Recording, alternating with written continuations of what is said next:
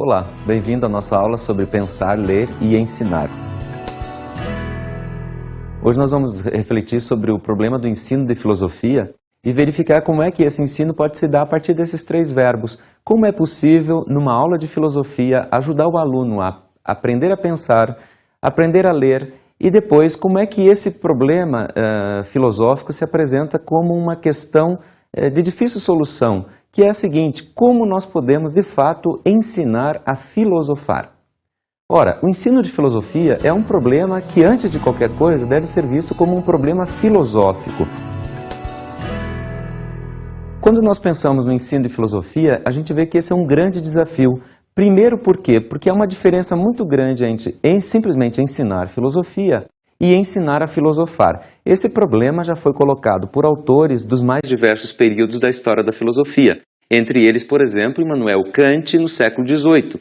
A gente vai ver que esse é um desafio por quê? Porque se trata de ter uma capacidade, enfim, a função do professor, ter uma capacidade de transformar aquele texto, que é uma coisa aparentemente morta, escrita num tempo diferente do nosso, em alguma coisa palatável, compreensível para o aluno dos nossos dias. Esse é um grande desafio. Talvez nenhuma ciência tenha vivido esse desafio como a própria filosofia.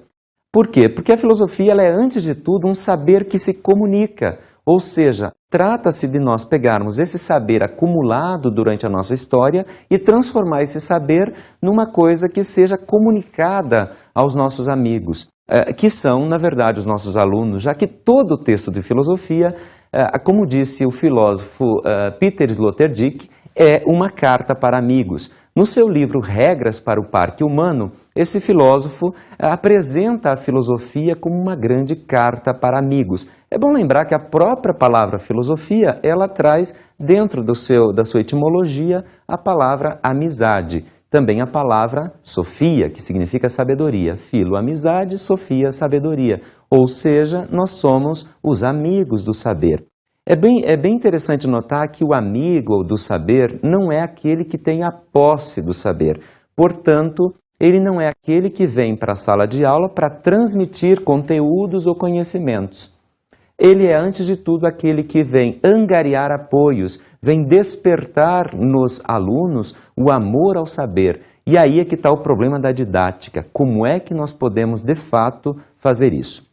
Bom, o desafio da nossa disciplina de filosofia é não reduzi-la aos seus conteúdos, ou seja, é importante ver que a história da filosofia tem um certo desenvolvimento, lógico,